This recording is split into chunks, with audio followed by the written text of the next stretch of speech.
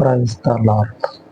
పరిశుద్ధుడు, పరలోకపు రక్షణకర్త అయినటువంటి యేసయ్య కృపగలిగిన నామంలో ఈ రోజున ఉపవాస వాక్య ధ్యానంకు ప్రతి ఒక్కరికి మన ప్రభు పేరట ప్రైజ్ ద లార్డ్.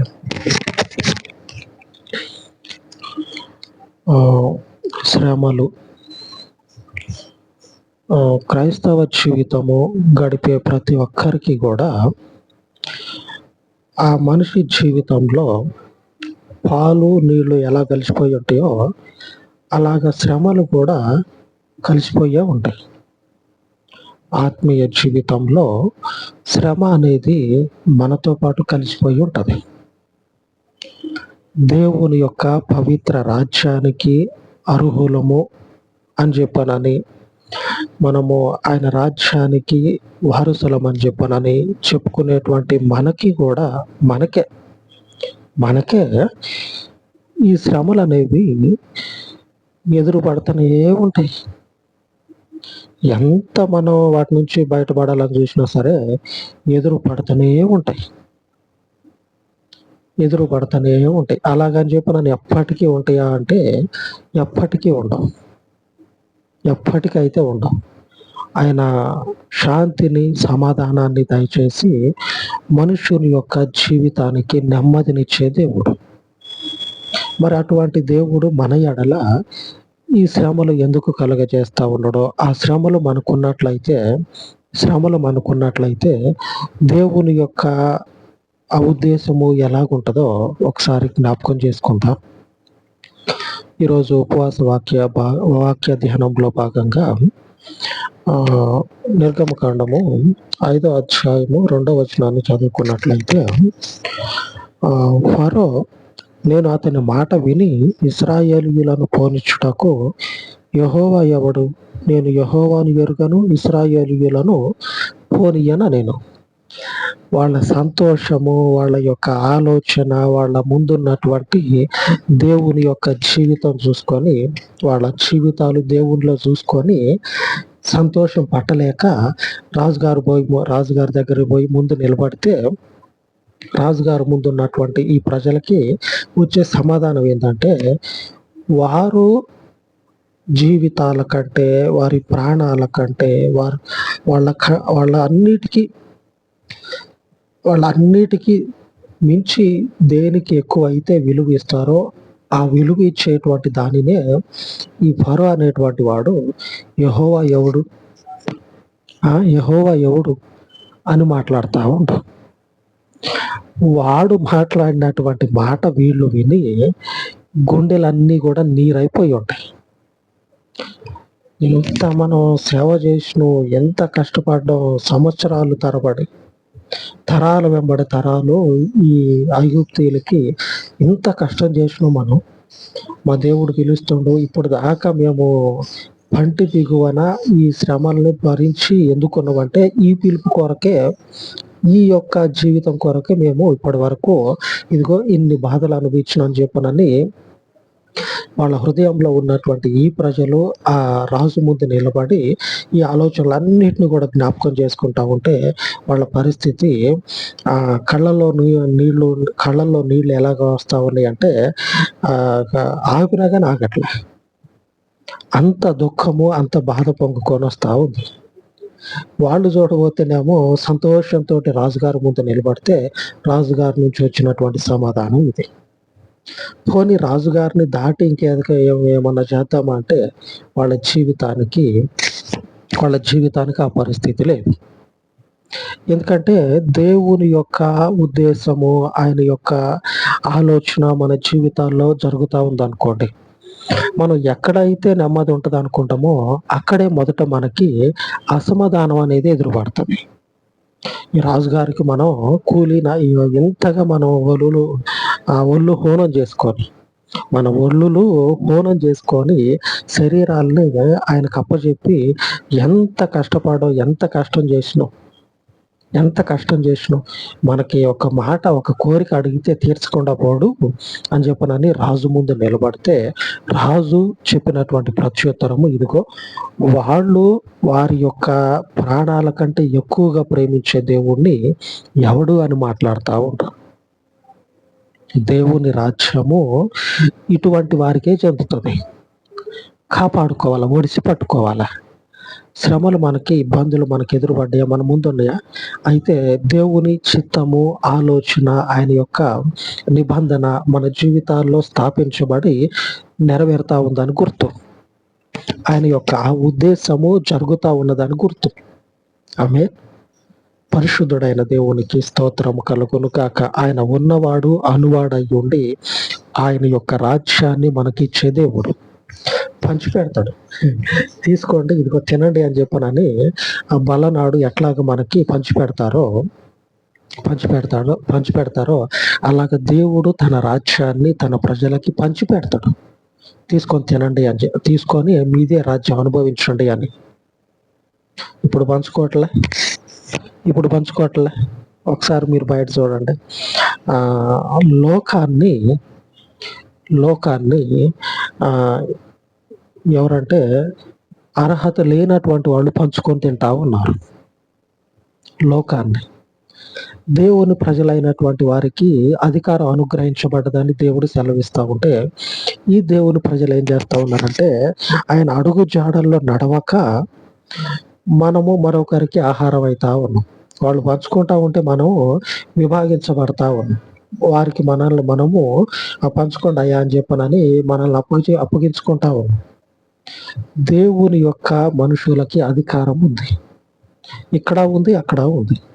అది మరొక విషయం. దాన్ని కొంచెం పక్కన పెడదాం. మన ఈరోజు వాక్యము ఆయన రాజ్యము మనకి చెందింది. ఈ కష్టాలలో పడి, శ్రమల్లో పడి నడుచుకుంటా పోతా ఉన్నామా, ఆయన రాజ్యం మన దగ్గరికి వస్తూ ఉంది. ఆ తర్వాత వచనంలో చూసినట్లయితే వాళ్ళు చూడండి, రాజు దగ్గరికి పోయి వాళ్ళకున్నటువంటి శ్రమల్ని చెప్పుకుంటా ఉంటే వినట్లా. మనం సమాధానకరంగా ఎంత పోవాలని చూసినా సరే అక్కడి నుంచి వినరు. ఎంత దేవుని పేరు మీద నిలిచి దేవుని మంచి మాట చెప్పినా సరే వినరు.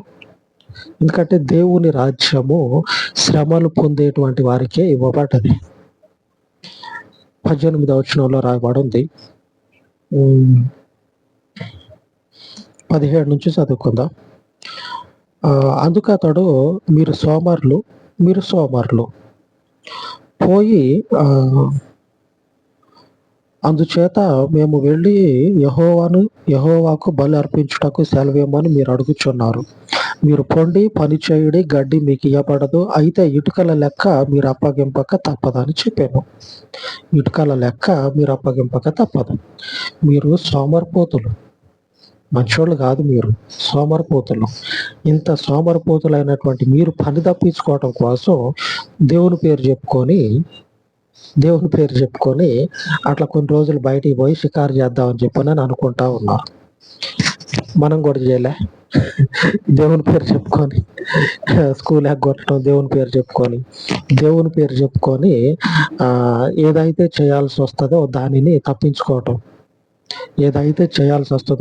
తప్పించుకోవటం మనం చేయలే. అట్లాగా అని అనుకుంటా ఉన్నాడు వాడు అట్లాగా అనుకుంటా ఉన్నాడు. మీరు దేవుని దేవుడు అనే మాటని అడ్డం పెట్టుకొని ఈ పని తప్పించుకోవటానికి చూస్తూ ఉన్నారు. ఇదేమీ కుదరదు. మీరు పని చేయాల్సిందే. చేసినటువంటి పని సాయంత్రానికి లెక్క అప్పచెప్పాలా. అయితే షరతు ఏంటంటే పని చేయటానికి అవసరమైనటువంటి సామాగ్రి ఏదైతే ఉంటుందో అది నేను ఇయ్యను, పోయి బయట తెచ్చుకోండి. కానీ ఎప్పటిలాగానే సాయంత్రానికి నాకు లెక్క అప్పచెప్పాల. అంతకు మునుపు దాకా పని చేపించుకునేటువంటి వాడు ఆ పనికి అవసరమైనటువంటి అంత వస్తువులు సమకూర్చి వాళ్ళకి ఇస్తే వాళ్ళు సాయంత్రానికి పనిచేసి లెక్క అప్పచెప్పేటువంటి వాళ్ళు. వీళ్ళు పోయి ఈ మాట అడిగినందుకు, అయ్యా మేము దేవుని దగ్గరికి పలానా ప్రాంతానికి పోయి మా దేవునికి బలిస్తాం, మమ్మల్ని పంపించని చెప్పి నన్ను పర్మిషన్ అడిగితే వాడు ఉగ్రుడైపోయి ఎక్కడ లేని కోపం వచ్చి నిన్న మొన్నటి దాకా చేసినంత మర్చిపోయాడు. మనుషులకి మేలు అనేది గుర్తుండదు. దేవుడు మెడ వంచి ఆ మనుషుని యొక్క మెడ మీద 4 ఏసేదాకా గుర్తుకు రాదు. దేవుడు చేస్తాడు ఆ పని. గుర్తొచ్చేటట్టు దేవుడు చేస్తాడు. ఈ రాజు ఏమంటా ఉన్నాడంటే, మీకు సామానయితే నేనివ్వను. ఆ పనికి అవసరమైనటువంటి సామాగ్రిని నేనివ్వను. మీరే ఆ పనికి అవసరమైన సామాగ్రి తెచ్చుకొని, పనిచేసి ఎప్పటిలాగానే నాకు లెక్క అప్పజెప్పాల. లేకపోయిందనుకో పరిస్థితి మరొకలాగుంటది. ఎంతటి కష్టం వచ్చి పడ్డది. దేవుడే వారి జీవితాల్లోకి ప్రవేశించినాక. దేవుడే ప్రత్యక్షంగా వారి జీవితాల్లోకి ప్రవేశించిన తర్వాత ఎంత శ్రమ వచ్చి పడ్డది. అప్పుడు దాకా ఉన్నటువంటి ఆ బరువులు, అప్పుడు దాకా ఉన్నటువంటి ఆ కష్టమంతా తొలగిపోద్ది అనుకుంటే, కానీ అంతా రివర్స్ అయిపోయింది. దేవునికి స్తుతి కలుగును గాక. ఆయన స్తోత్రార్హుడయ్యుండి నిరంతరము కూడా తన కృపను చూపక మానని దేవుడు. ఆ పరిశుద్ధునికి మహిమ. ఆయన మన జీవితాల్లోనికి వచ్చిన వెంబడే శ్రమ అనేది ఎదురుపడ్డదా? అయితే రాజ్యము మనదే. దేవుని రాజ్యం మనదే. 19వ వచనం చూసినట్లయితే, మీ ఇటుకల లెక్కలో నేమాత్రమును తక్కువ చేయవద్దు. ఏ నాటి పని ఆనాడే చేయవలెనని రాజు సెలవీయగా, ఇశ్రాయేలీయుల నాయకులు తాము దురవస్థలో పడి ఉన్నట్లు తెలుసుకొనిరి. ఇక వాళ్ళు సంతోషం అంతా కూడా ఆవిరైపోయింది. వాళ్ళ సంతోషం అంతా కూడా ఆవిరైపోయింది. అప్పటిదాకా ఉన్నటువంటి శ్రమ తప్పుతుంది అనుకుంటే, అంతకు మించినటువంటి శ్రమ వచ్చి పడ్డది. ఇదేంది ప్రభువా? ఇదేంది? పితరుడికి ఇవ్వబడినటువంటి వాగ్దానము. పితరుడు అబ్రహాము ఆ అరణ్యంలో ఏ మనిషి ఎవడో తెలియనటువంటి మనుషుల మధ్యలో, తన ఊరు కానీ, తన భాష కానీ, తన జనము కానటువంటి ప్రజల మధ్యలో ఒంటిగా బతికి, శ్రమలు అనుభవించి, వాగ్దానం పొందుకొని, ఈ రోజున మాకు ఈ స్థితిని తెచ్చిపెట్టడానికి తగ్గింపు జీవితమే కారణమైందా? మేము తగ్గించుకొని పోవటమే మాకు ఈ స్థితికి కారణమా? అనేటువంటి ఏడుపు, అనేటువంటి బాధ. ఎందుకంటే విశ్వాసాన్ని బట్టి ఏడుస్తా ఉన్నారు. అంత శ్రమలు పడ్డది ఎందుకు ప్రభువా, ఇందుకా అని చెప్పనని బాధపడతా ఉన్నారు. వాళ్ళు దురవస్థలో పడ్డవని తెలుసుకుంటా ఉన్నారు. మనం ఒకప్పటికంటే ఇప్పుడు ఇంకా శ్రమల్లో చిక్కుకుపోయినాం. ఎంత కఠినమైనటువంటి బాధ అనుభవిస్తూ ఉన్నారు చూడండి ఒకసారి. ఎంతటి కఠినమైనటువంటి బాధ అంటే చూడండి, తర్వాత వచ్చిన వాళ్ళే కనపడుతుంది. 5వ అధ్యాయంలోనే 5వ అధ్యాయం కాదు, 6వ అధ్యాయంలో 9వ వచనం, మోషే ఇశ్రాయేలీయులతో అలాగూ చెప్పిన, అయితే వారు మనోవ్యాకులమును బట్టి, కఠిన దాసత్వమును బట్టి మోషే మాట వినరైరి. మోషే వచ్చి మరలా చెప్తా ఉన్నాడు, అన్నలారా, ఈ శ్రమలను బట్టి మీరు కుంగిపోవద్దు. దేవుడు మనకు తోడుగా ఉండు. దేవుడు మనల్ని ఎట్లయినా సరే విడిపిస్తాడు. మనుష్యుడు క్షేమంగా ఉండనుకోండి, వాని మాటకి అడ్డు అదుపు ఉండదు. అదే మనుషునికి రెప్పపాటులో ఇబ్బంది వచ్చింది అనుకోండి, వాడు కాళ్ళ కాడు ఉంటాడు.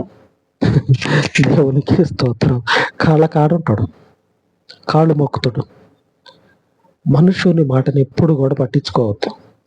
దేవుడు మనకిచ్చిన వాగ్దానం, పితరుడు ఎన్ని బాధలు అనుభవించిండో ఆ బాధలన్నిటికీ ప్రతిఫలం దేవుడు మనకు వాగ్దానం చేసిండు. ఆ వాగ్దానాన్ని నెరవేరుస్తా అని చెప్తా ఉన్నాడు.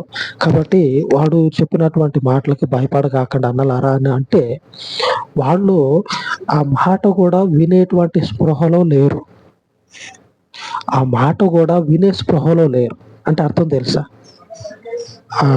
వాళ్ళకి మనోవ్యాకులమును బట్టి, కఠిన దాసత్వమును బట్టి, అంటే వారి మీద అంతటి వారి శరీరము ఆ దాసత్వానికి నలిగిపోతా ఉంది. మనం కూడా ఏదన్నా బరువు మోసుకొని వచ్చేటప్పుడు ఎవరైనా ఏమన్నా చెప్పారు అనుకోండి, ఆ బరువుకి, శరీరం మీద ఉన్నటువంటి ఆ బరువుకి, ఆ కష్టానికి వాళ్ళు చెప్పే మాటలు వినపడవు. ఆ బరువే ఎప్పుడు దిగిపోతుందా అనే ఆలోచనే ఉంటుంది. వీరు అప్పటికే నలిగిపోయి ఉన్నారు. నలిగిపోయినటువంటి వాళ్ళే ఇంకా ఆ శ్రమ అనేది రెట్టింపు చేయబడ్డది. ఆ రెట్టింపు చేయబడినటువంటి శ్రమను బట్టి హృదయంలో మేము కొన్ని సంవత్సరాల నుంచి దేవుని కోసం ఎదురు చూస్తా ఉన్నాం అనేటువంటి బాధ. మనోవ్యాకులంను బట్టి అంటే వాళ్ళ హృదయంలో దేవుడు మమ్మల్ని విడిపిస్తాడు అనుకున్నాం కదా, ఇంకా మమ్మల్ని మొత్తానికి నాశనానికి ఇరికిచ్చిండు, నాశనంలోనికి దేవుడు మమ్మల్ని నెట్టేసిండు అనేటువంటి మనోవ్యధ. మరొకటి కఠిన దాసత్వం. అంటే వారి శరీరం మీద అంతకు మించినటువంటి శ్రమ అనేది, కష్టం అనేది మోపబడింది. ఆ శ్రమలను బట్టి మోషే ఎన్ని చెప్పినా సరే దేవుని వైపు వారి యొక్క ఆలోచన, వారి యొక్క మనసు అనేది తిరగట్ల. మీద బరువు ఉంది, తట్టుకోలేనంత బరువు ఉంది. హృదయంలోనేమో దేవుడు విడిపిస్తా అన్నాడు కదా, విడిపించకపోగా ఇంకా కఠిన దాసత్వంలోకి నెట్టేసిండేంది. ఇలాగ కూరుకుపోయారు. ఒక పక్క ఏమో మోషే కూడా, మరొక పక్క ఆ నాయకుడు కూడా. చూడండి 10వ అధ్యాయం 28వ వచనం. గనుక ఫరో, నా ఎదుట నుండి పొమ్ము, భద్రము సుమి, నా ముఖము ఇకను చూడవద్దు, నీవు నా ముఖమును చూచు దినమున మరణమవుదు అని అతనితో చెప్పాను. మోషే కూడా హెచ్చరిక చేస్తా ఉన్నాడు. ఇంకొకసారి నాకు కనిపించినవంటే చస్తాం.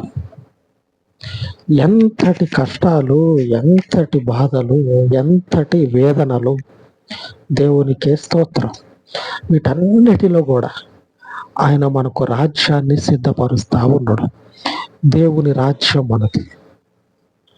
ఏదో 4 మాటలు చెప్పుకొని టైం ప్రకారంగా వాక్యం చెప్పేసి ఇట్లాగా బంద్ చేసేసి ప్రార్థన చేసుకొని వెళ్ళిపోదా అని చెప్పనని అని కాదు. ఆ ఒకానొక రాజ్యంలో మనము నిలబడతాం. ఆమేన్. దేవుడు ప్రమాణం చేస్తా ఉన్నాడు ఈ రోజున 5వ అధ్యాయము 10వ వచనం. ఈ రోజున దేవుని యొక్క ఉపవాస వాక్య ధ్యానంలో భాగంగా ఈ రోజున దేవుని యొక్క వాక్యము మత్తయి సువార్త 5వ అధ్యాయము 10వ వచనం. నీతి నిమిత్తము హింసింపబడువారు ధన్యులు, పరలోక రాజ్యము వారిది.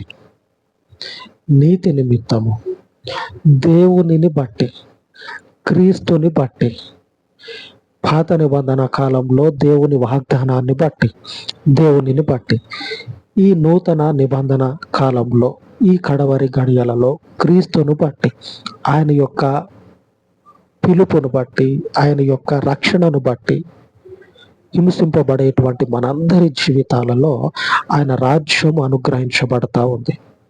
పరలోక రాజ్యం మనది. మరణము తర్వాత జీవితం మనకుంది. ఆమేన్. దేవునికి స్తోత్రం కలుగును గాక. ఆయన మనకు పునరుద్ధానుడయ్యుండి మనకు నూతన జీవితాన్ని ఇస్తా ఉన్నాడు. మరణించినటువంటి తరువాత మనకి రక్షణలో నూతన జీవితం ఉంది, మరొకరికి లేదు. రక్షణ లేనటువంటి వారికి లేదు, మనకుంది. ఆమేన్. ఆ పరిశుద్ధ రాజ్యంలోనికి మనము అడుగుపెట్టు వరకు ఆయన కృప మనకు తోడయ్యుండి మనలను సంరక్షించును గాక. అలాగ ప్రార్థించుకుందాం. సర్వోన్నతుడా, కృప కలిగిన తండ్రి, ఈ ఉదయకాలమందు ఉపవసించి మీ సన్నిధిలో ప్రార్థిస్తూ ఉండగా, నీతి కలిగినటువంటి దేవ, నీతి కలిగినటువంటి నీ ప్రజలను ప్రతి గడియలో తండ్రి, వారి శ్రమలన్నిటిలో మనోవ్యాకులమును బట్టి, ఇదిగో పరలోకపు తండ్రి, మీ గొప్ప కృపను బట్టి ప్రార్థిస్తూ ఉండగా, వారికి ఉన్నటువంటి ప్రతి బాధని కూడా మీ కృపలో కొట్టివేసి, వారికి ఉన్నటువంటి ప్రతి మనోవ్యాధని మీ యొక్క ఆత్మలో లయపరచమని మీ ఘనత కలిగినటువంటి నామం నాకు ప్రార్థిస్తూ, మీ శక్తి కలిగినటువంటి నామం నాకు మనవి చేసుకొనొచ్చు. ఈ ప్రార్థన మనవులన్నిటినీ తండ్రి దీవించి ఆశీర్వదించమని మీ కృప కలిగినటువంటి నామం నాకు ప్రార్థిస్తూ, మా రక్షణకర్తవైన మీకు ఈ మనవులన్నిటినీ ప్రతిష్ఠించి యేసు నామంన ప్రార్థించి వేడుకొని చూన్నాను తండ్రి. ఆమేన్, ఆమేన్. సర్వోన్నతుడయ్యున్న మన దేవుని కృప నిత్యము మనకు తోడయ్యుండును గాక. ఆమేన్, ఆమేన్.